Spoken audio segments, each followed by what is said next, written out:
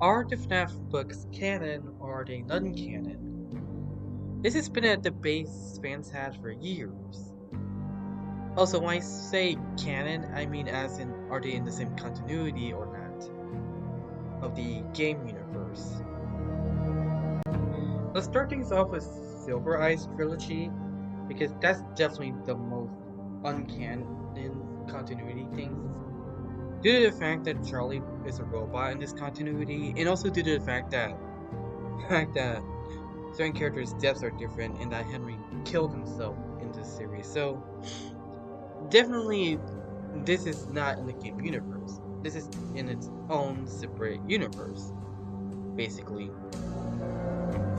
Question is, how do we apply this to trash and garbage? I mean, Fazbear Frights and Tales from the Pizzaplex, because those are the books people would say, oh, this is definitely in the game timeline, or oh, this is definitely canon to the games, or this is in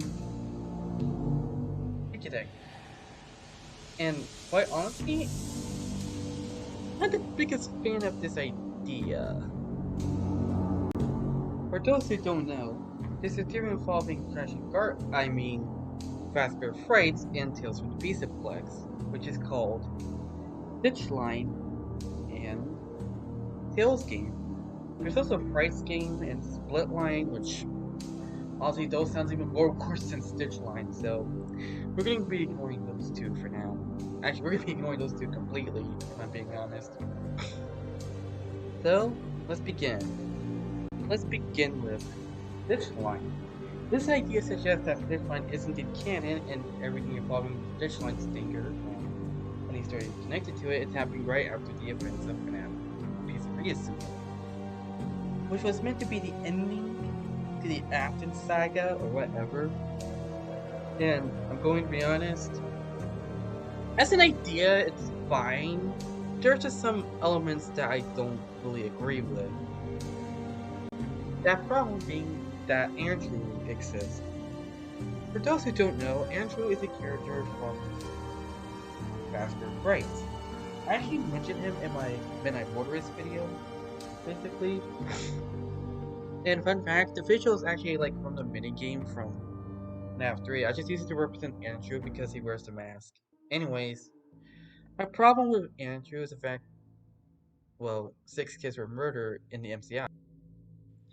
The problem with that is the fact we know 5 kids were missing in June 26th of 1985 or something along those time period. Is a problem because yes, there are missing of 2 bodies, but this could be just capturing footage that is part of the MCI in one day. So yeah. Problem is, if Andrew's death happens during the MCI, it has to be an MCI kid because logically it wouldn't make sense. Now, this would have been fine if Andrew was like one of the 5 kids and there's no Phantom extra kid during that book. But there is that one extra Phantom kid in that book of Into the Pit, the first book. So, what the hell? This doesn't make sense. If Andrew was like his own death, like in a different area, that could work. But yeah, the reason why I'm bringing up Andrew is because, well, it's been theorized that Andrew is the one you shouldn't have killed from Ultimate Custom Night. And while it is true, it is happening in faster frights, we don't know if it's actually taking place in the game continuity or not. And we know that Cassie is hinted to be Golden Freddy in the survival logbook, so that also throws a wrench. Before I continue, I should bring up why people will often say Cassie shouldn't be the one.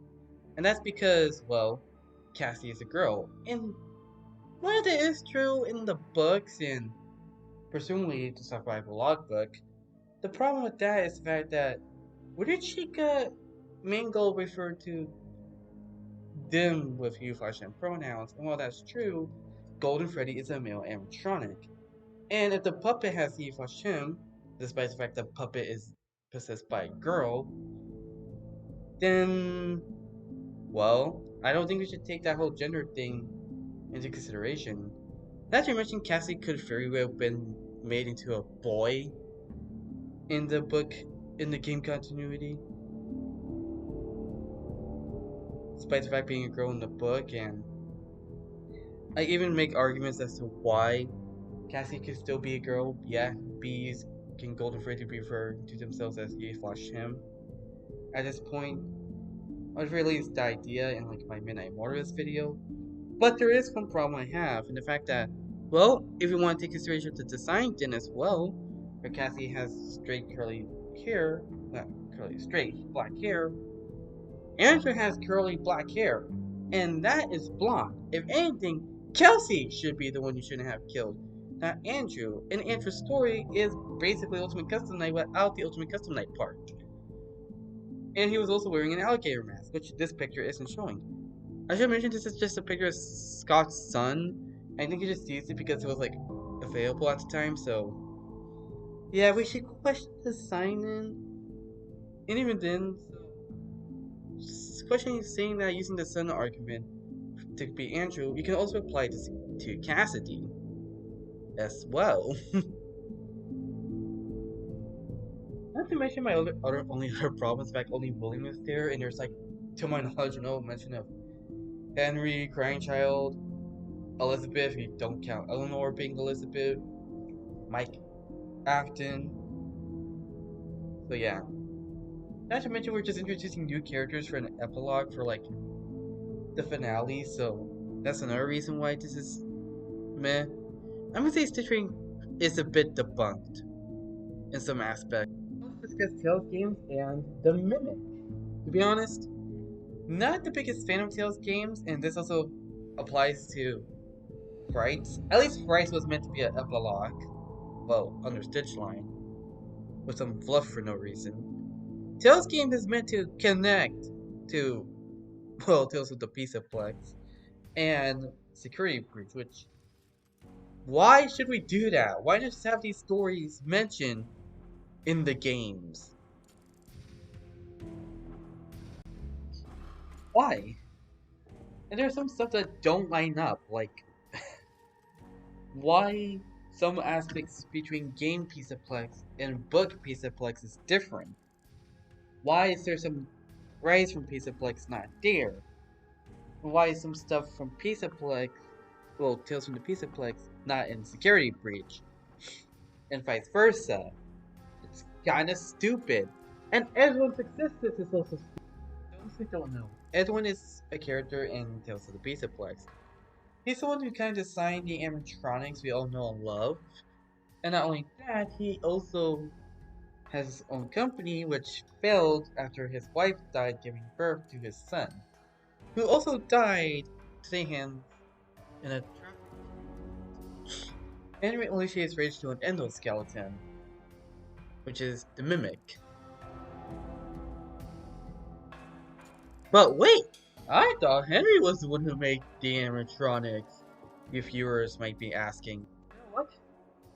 Because that is the case. He was the one who made the animatronics in the game continuity. In the books, Edwin, I guess, helped?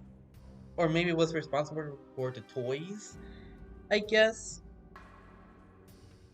If you wanted to go with that route of a guy grieving from his son dying and getting rage to the Mimic, why not just have it be someone with a similar description of Henry Emily and have the kid be Sammy Emily?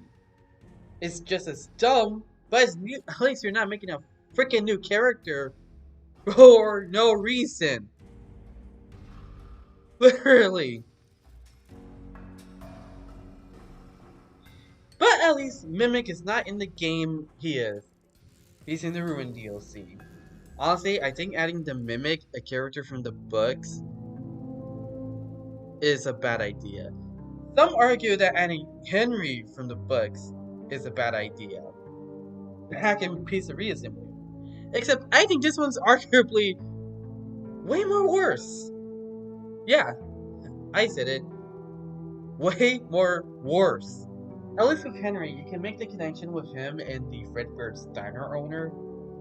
But with someone like, I don't know, the Mimic, we have no idea he would exist in the games. You can say Glitch Trap, but Glutchak could be like a coefficient really made, and the opportunity to somehow die. You can make that argument. And like, we had no idea Mimic even existed in the games prior to the DLC. Really. If you read the books, you'll know. If I had to read like external media just to know about this stupid Mimic, which not everyone's gonna do, guess what? In my opinion, the Mimic feel like it was just shoehorned in because people hate Burn Trap's appearance. We can argue about copyright dates and such, but guess what? Everyone is gonna think that regardless, because not everyone wants to read or don't read these stupid books. Really, think about that. IDW Sonic comics are indeed like taking place in the game continuity and have stuff and references seep into like the game continuity, and not everyone read the IDW comic. Why would they give a crap at this point?